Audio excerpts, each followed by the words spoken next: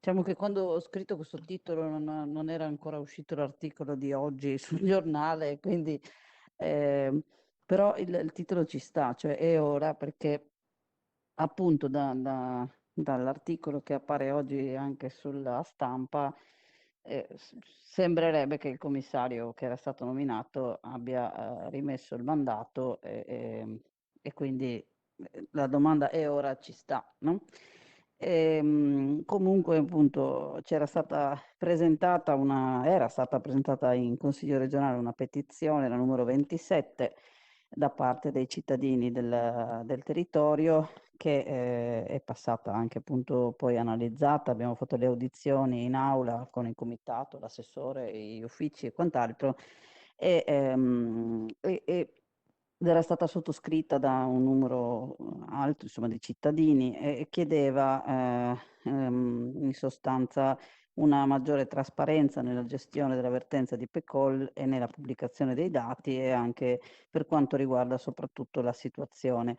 E abbiamo seguito un po' in questi mesi la situazione lì della discarica, che ricordo essere una questione annosa, è un problema che viene da lontano. E in particolare sembrerebbe appunto che il lotto numero 2 sia quello più problematico, quindi abbiamo optato per questa IRI anche per capire ora appunto di avere delle delucidazioni sullo stato del degrado del sito da parte dell'amministrazione, e anche quali saranno i prossimi passi che si potranno fare anche alla luce dell'ordinanza della Regione, che dovrebbe avere insomma una scadenza a breve. Grazie. Grazie, prego Assessore.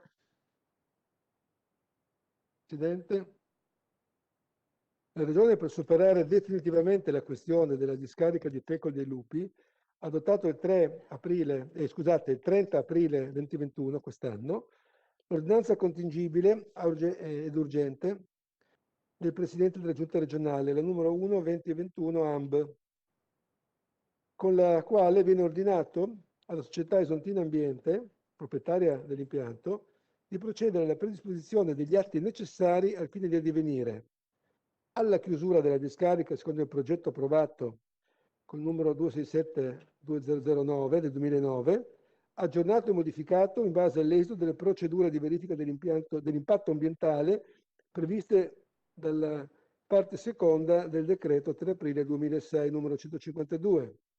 Quindi alla sistemazione definitiva del lotto 0, secondo il progetto presentato dalla società ai sensi dell'articolo 242, sempre del decreto legge 152-2006, sempre quello. L'ordinanza numero 01-2021 AMB prevedeva anche l'obbligo, entro 30 giorni dalla notifica della stessa, di una proposta operativa per l'eliminazione o la riduzione delle infiltrazioni d'acqua meteorica nel corpo di rifiuti del lotto 2, corredata anche di un cronoprogramma delle fasi attuative della stessa e da un'analisi dei costi economici in rapporto ai benefici ambientali conseguibili. La proposta è stata depositata dall'amministratore giudiziario nominato dal GIP il 31 maggio 2021 ed è attualmente in valutazione presso gli uffici. Quindi questo è stato fatto dal commissario nominato dal giudice. A ulteriore garanzia di tutela dell'ambiente è stato ordinato di proseguire fino al 31 ottobre 2021, termine di scadenza dell'ordinanza, e fermi gli obblighi di bonifica già stabiliti dai provvedimenti che li riguardano.